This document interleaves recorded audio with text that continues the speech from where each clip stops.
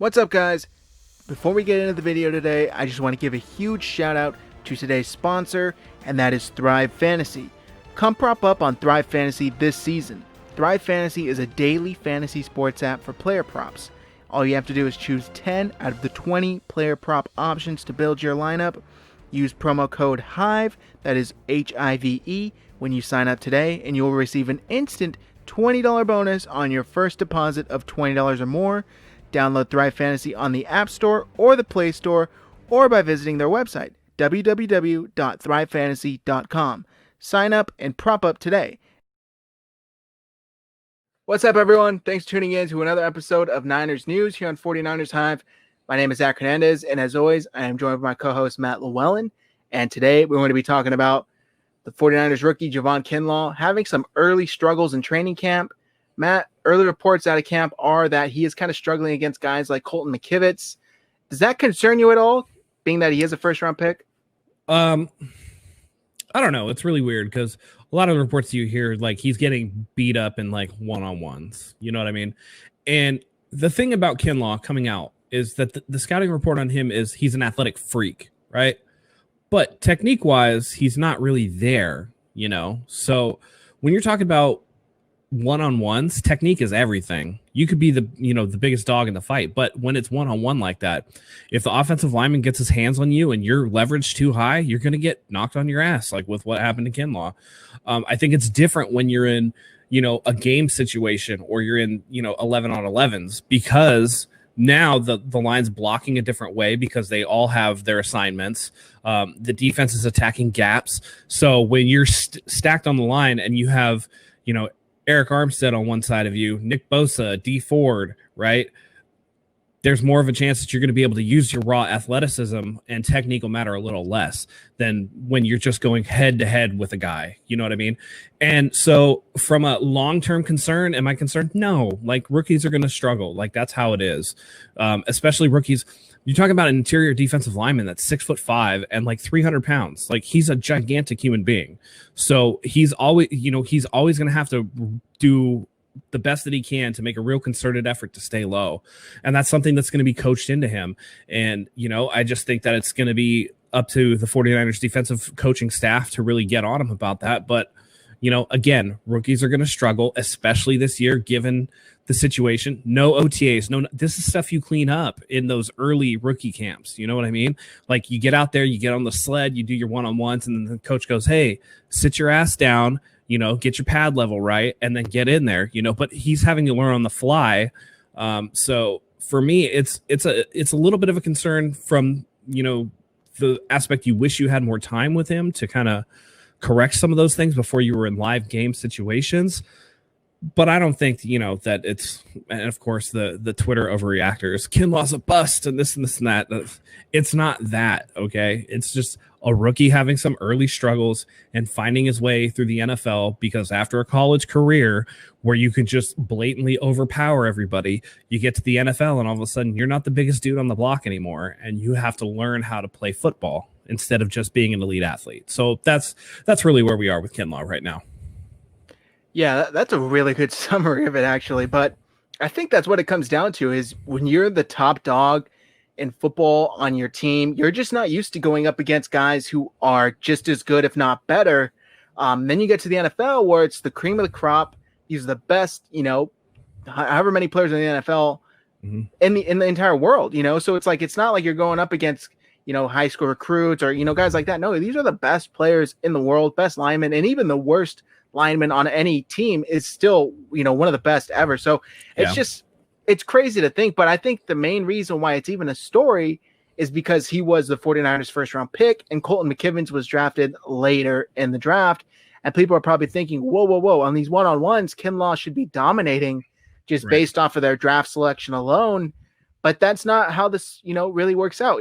Maybe McKivitz just matches up really well with Kinlaw's style of rushing, or maybe his size, whatever the case may be. When I first read the report, I was a little concerned because I think it was out of 4 reps, Kinlaw didn't win one. McKivitz had won all 4. And then I think the following practice, he finally did beat McKivitz one time or a couple times. So based on that alone, it's concerning, but it sounds like he's improving. And it sounds like he's able to kind of get his footing and understand what is being asked of him. And I think what you said there kind of encapsulated this perfectly is when you're playing on Sundays, it's not one-on-one out there. You're on a defensive line full of your teammates who are the most talented defensive linemen in the NFL. So he's going to get some help. It's not just going to be him out there on an island with another lineman going against each other for, 60 minutes. That's not how this works. Exactly. So, exactly. And you talk about so one of the common things you hear on defense for defensive linemen is shoot the gap, right? Shoot the gap. There is no gap in one-on-one. You're going against one guy. There's no gap to shoot. So it's technique versus technique. And in this instance, Kinlaw is raw on his technique. But for a little bit of perspective, anybody can be made to look bad. There were reports earlier in camp that Trent Williams knocked Nick Bosa on his ass. And we all know that Nick Bosa is already one of the better edge rushers in the NFL. So it's all levels to this, and things are going to happen one-on-one, again, it's one of those things where you just can't judge yet because we haven't seen him in game situations. People come out and say X person is not a good practice player, but he's a gamer. He's great in games, and that could very well be true for Kinlaw too. We just don't know yet. So, it's all about perspective, especially this early on. Does this get you excited on the other side about Colton McKivit's potential at all? I mean, yeah. I mean, even with technique on technique, Javon Kinlaw is a physical freak. So McKivitz must have some pretty good technique if he can, overcome that type of athleticism. It is exciting, and especially because we do need offensive linemen. So if he can come in and contribute and kind of hold down, a reserve role, somebody who could, maybe be a swing player on the offensive line, someone who could plug in multiple positions, that'd be cool. I mean, that'd be really fortunate for the 49ers to have. So it is good to see that McKivitz, who I think we got in the 5th or 6th round, it is encouraging to see that he can get in there and do that. Again, I think it's more about not having OTAs and really a one-on-one thing being a little bit different, especially for a defensive lineman who really, when you really think about it, it's the defensive lineman is trying to keep people's hands off of them. That's why you shoot the gap. Offensive lineman's job is to, get inside that pad. Again, in a one-on-one, man, you're just right there and you're going. You know what I mean? So we'll see what happens. Like you said, it did sound like he was starting to get some reps, so hopefully that means he's a quick study. By all accounts, he's a hard worker, and everybody's impressed by just the sheer size of the man. So, he's got some expectations to kind of overcome just because of the man that he's replacing. DeForest Buckner was very beloved around here. And I think that it's unfair to hold him to those standards, but knowing the fan base, they're going to anyway. It's so funny you ended it with that, because I recently spoke with Grant Cohn of Sports Illustrated, the most hated man on 49ers Twitter by far. But he was saying that the people are already thinking of Emmanuel Sanders is replaced by Brandon Ayuk, and DeForest Buckner is replaced by Javon Kinlaw.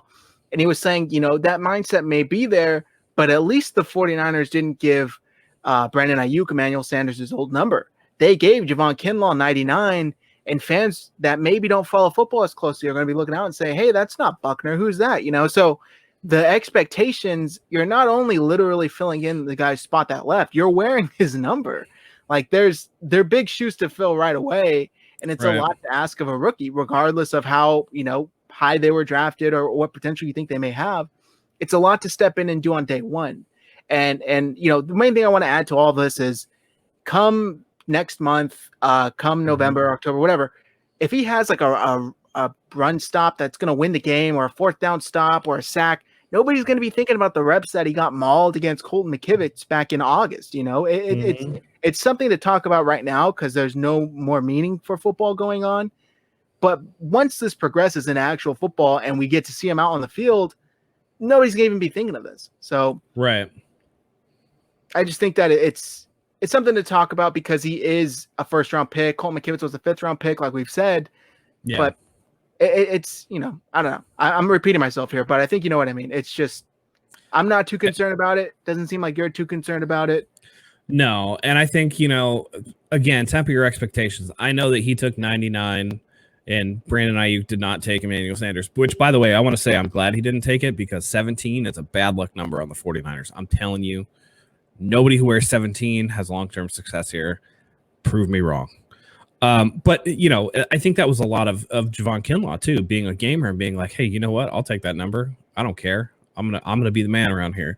So hopefully he can live up to that. But as it stands right now, temper your expectations. There's no reason to be concerned as of yet. I mean, you know, he should be fine. All right, guys, on that, I think we're going to end things here. Make sure you follow us on Twitter. Our handles are below on the screen.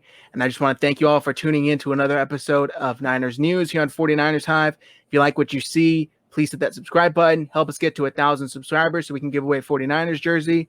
Also, hit that like button and drop a comment with your thoughts below. It feeds the algorithm. Are you concerned about Javon Kinlaw's Javon Kinlaw's struggle so far, or do you think they're no big deal? Go ahead and click the bell for all your notifications. And until next time, go Niners.